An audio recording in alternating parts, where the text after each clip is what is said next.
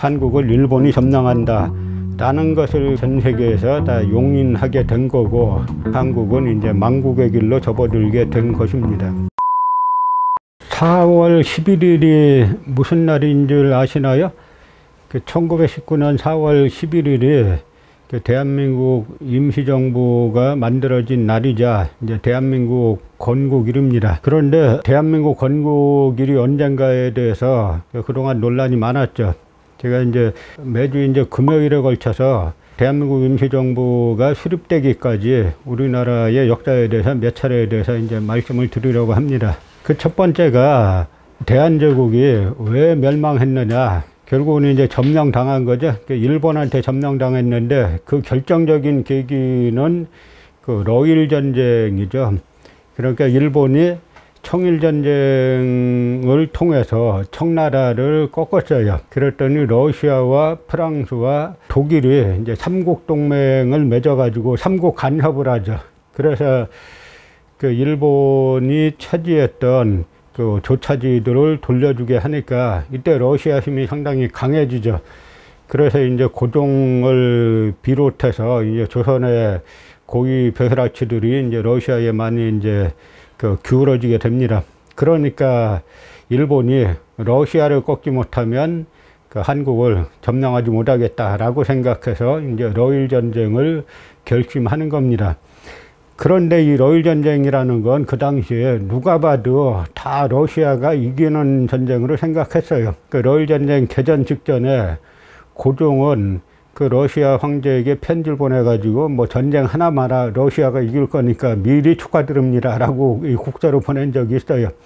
그러면서 이제 고종의 특징은 항상 이중적이죠. 러시아에 그런 편지를 보내는 한편, 또 다른 편에서는 일본과 제2차 한일협약을 맺어가지고 일본이 전쟁할 때 원하는 한국 땅을 마음대로 쓸 수 있게 또 그런 협약을 또 일본에 맺어요. 그러니까 정치가들이 줏대가 없이 그때그때 상황에 따라서 기회주의적으로 처신하는 것이 아주 대단히 큰 문제죠. 그런데 이 러일 전쟁에서 대단한 비사가 있어요. 우리가 잘 모르는. 그것이 바로 러일 전쟁은 전 세계 역사상 첩보전이 가장 이제 치열했던 전쟁 중에 하나인데요. 그 첩보전의 주역들은 대부분 일본입니다.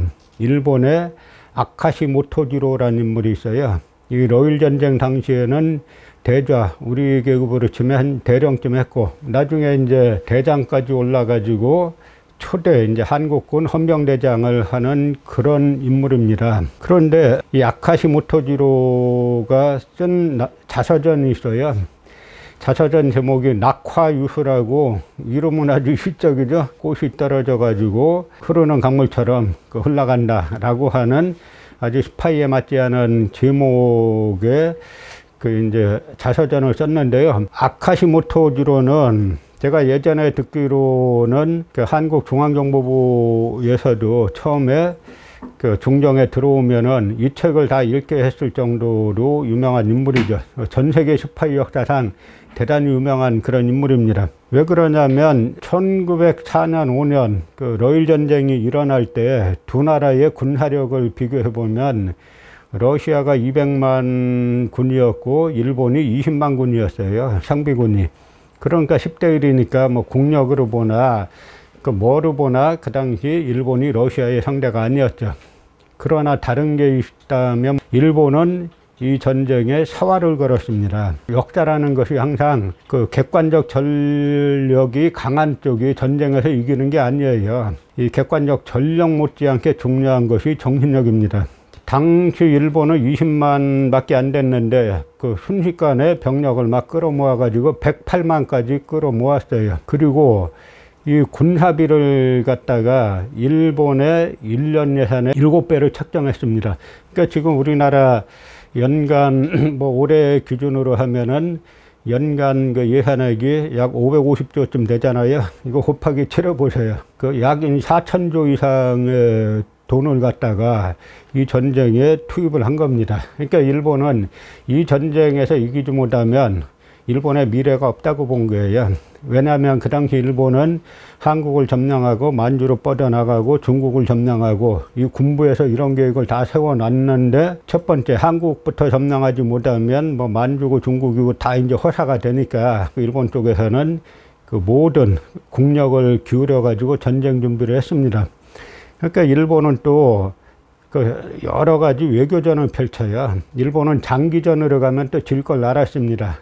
그러니까 일본에서는 이 전쟁을 초반에 빨리 승부를 줘야 되겠다라고 생각해 가지고, 당시에 이제 이 가네코 겐타로라는 귀족원 의장이 있는데, 이 가네코 겐타로 의장하고 히어도 루스벨트하고 하버드 대학 동창이에요.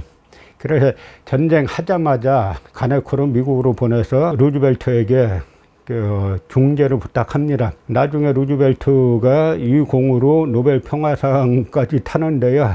이 당시 탄 노벨 평화상은 다 사기죠. 그러니까 나중에 미국하고 일본하고 카시라테프트 밀약을 맺어서 미국이 필리핀을 차지하는 대신에 일본이 대한제국 차지한다, 이걸 몰래 합의해 놓고 그 대가로 노벨 평화상을 차지했으니까 이 당시 노벨 평화상은 이 사기죠. 대부분 노벨 평화상이 정치가들에게 주는 건 사기인 경우가 대단히 많은데, 이 건이 아주 대표적인 건입니다. 그런데 이때 아카시 모토지로가 일본 군부에다가 공작금을 요청하는데, 그 공작금이 당시 돈으로 100만 엔이에요. 그래서 제가 한 2000년 경에 일본 그 돈으로 환산을 해봤습니다. 이제 일본 돈으로는 그 당시 이제 1904년도 100만 엔이 그 400억 엔 정도가 나왔고, 이것이 이제 한국 돈으로 환산하니까 5,400억 원 정도의 어마어마한 거금이죠. 그러니까 일본 군부에서도 이 정도 돈을 달라 그러니까 공작금으로 이 일개 첩보원이 5,400억을 달라 그러니까 쉽게 내주긴 어렵죠. 그런데 당시 이제 군부의 조수군벌의 가장 실제인 야마가타 히로모가 줘라라고 해가지고 주게 되죠. 그래서 이 아카시 모토지로가 당시 이제 러시아 공사관으로 있다가 누굴 만나냐면 레닌을 만납니다. 당시 이제 망명 중이던 레닌을 만나요. 그러니까 레닌에게 내가 돈 대줄 테니까 그 스트라이크를 좀 일으켜라 하니까, 레닌이 내가 어떻게 조국을 배신하냐, 처음엔 이러죠. 그러니까 아카시가 연구를 많이 했어요. 레닌, 당신은 핏줄이 타타르게 아니냐, 지금 타타르는 신라부족이 점령하지 않았느냐, 그러니까 당신 민족과는 우리하고 손잡는 게 유배되지 않는다. 타타르족이라는 건 투르크족이에요. 옛날 돌궐족. 그래서 지금 그 러시아 내의 민족 구성을 보면 제일 많은 게 슬라브족이고, 두 번째가 이 타타르족인데 약 한 500만 명 조금 넘는다고 하죠.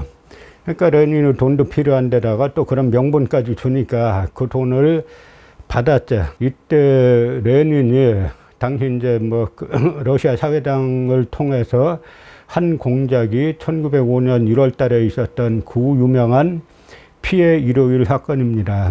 그러니까 피해 일요일 사건에 일본의 아카시 모토지로가 준 돈이 상당히 들어갔어요. 그러니까 이게 저는 이런 역사를 볼 때 한국 사람은 상당히 역사를 이상적으로 많이 바라보죠. 그러니까 잘 속는 거예요. 그런데 이 사람들은 그렇지 않습니다. 레닌이 일본 군부의 돈을 받아가지고 그 러시아 짜르 체제를 무너뜨리는데 아주 강력한 역할을 했다라고 하면은, 어떤 측면에서는 완전 반역자란 말 들어도 할 말이 없는 거죠. 러시아와 일본이 전쟁을 하는데 그 적국의 돈을 받아가지고 내부에서 스트라이크를 일으켰으니까 뭐 반역자란 말 들어도 뭐 할 말이 없죠. 그러나 뭐 어쨌든 레닌 입장에서는, 레닌은 러시아란 뭐 국가보다는 사회주의 혁명을 더 우선시 했으니까, 뭐 레닌 입장에서는 자가 사회주의 혁명을 위해서 뭐 적하고도 일부 손잡았다라고 이제 말할 수는 있겠죠. 그런데 이 당시 러시아와 일본이 또 작전을 짜는데 작전도 서로 달랐어요. 그러니까 러시아는 정보에 좀 어두웠습니다. 그래서 러시아는 일본군이 한국 남부로 상륙해가지고 올라올 줄 알았어요. 그런데 일본은 그렇게 안 하고, 그 해군이 그 당시 뭐 1군, 2군, 3군이 있다 그러면 1, 2군은 처음부터 그 여순으로 가가지고 여순에 있는 그 러시아군 그 핵심을 갖다가 그 공격을 하고, 그 다음에 3군이 그 대마도 이쪽 지역에서, 대한해협 지역에서 러시아의 이제 발틱 함대하고 싸우는 전략을 취했습니다. 그래서 119군이 그 여순 회전에서 러시아를 먼저 선제 공격해서 전쟁이 일어나는데요. 이때 일본군이 죽은 숫자가 훨씬 많아요, 러시아군보다. 그러나 어쨌든 점령을 했습니다. 그러니까 일본이 승리한 게 됐죠.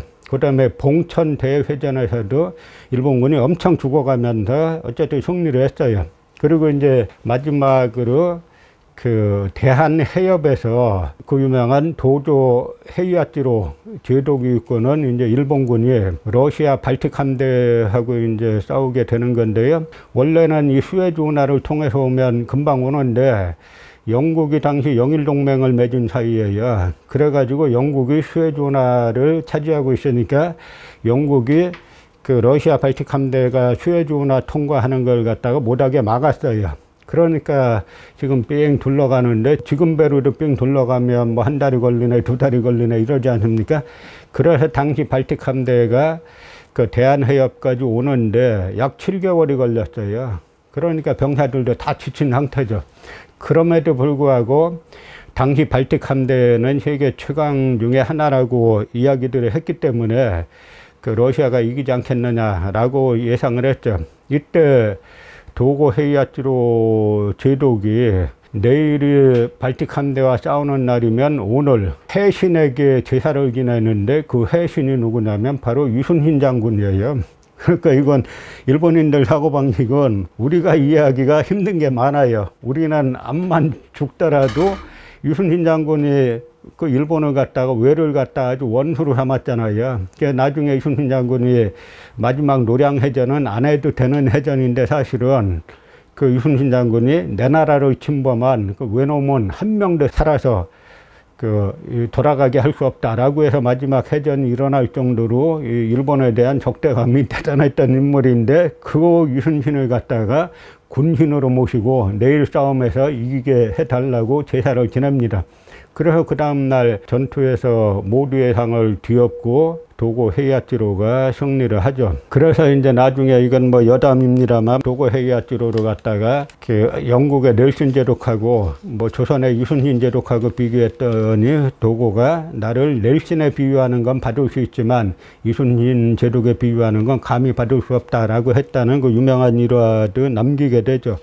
이렇게 이제 일본이 승세를 쭉 이제 거쳐가는 와중에 헤이아치로가 그 승리한 날짜가 이제 1905년 5월 말인데, 바로 다음 달에 그 러시아에서는 그 유명한 포템킨 수병의 이제 봉기가 일어나죠. 그러니까 밖에서는 전쟁의 전투에 판판이 지는 와중에 내부에서는 피해 일을 사건, 뭐 포템킨 수병의 뭐 봉기 이런 것들이 일어나니까 러시아가 버티기 힘든 겁니다. 여기 아까 말씀드린 것처럼 가네코 겐타로가 자기 하버드 대학 동창인 그 히어도 루스벨트하고 이제 미리 협약을 해가지고 중재에 나서니까 그 러시아 당시 황실에서 자칫하다가는 제국이 무너지겠다라고 해가지고 협상을 했죠. 그러니까 결국은 그 일본이 러일 전쟁에서 승리를 하면서 그 당시 몰래 그 미국과 비밀협약을 맺어가지고 카스라테프트 비밀협약을 맺어서 미국이 필리핀을 차지하는 대신에 일본이 대한제국을 차지한다라는 이제 비밀협약을 맺고, 그 다음에 영국과는 영일동맹 상태니까 한국을 일본이 점령한다라는 것을 갖다가 전 세계에서 다 용인하게 된 거고, 그래서 이제 1904년 러일전쟁 발발하면서 1905년에 강화조약이 맺어지고, 이 강화조약에서 일본이 이제 승리를 귀결지어지면서 대한제국은 사실 망하는 길로 가는 건데요. 여기서 제가 공부하다 보니까 러시아가 이길 수 있는 방법은 없었느냐, 일본이 사용한 방법을 그대로 사용했으면 되죠. 왜냐하면 그 당시 한국에서는 무수히 많은 의병들이 일어났는데, 이 의병들이 돈도 없고 무기도 없어요. 그러니까 러시아에서 당시 한국과 만주에 있던 반일 의병들에게 막대한 자본과 돈을 대줬으면은 일본으로서는 대단히 이제 곤란했을 텐데, 그 당시 러시아는 이쪽 정보에 어두웠고 또 그렇게 전력을 기울이지 않았기 때문에 결국 러일 전쟁에서 일본이 승리를 하고 전 세계가 한국을 일본이 지배한다라는 것에 암묵적으로 동의를 했기 때문에 한국은 이제 망국의 길로 접어들게 된 것입니다.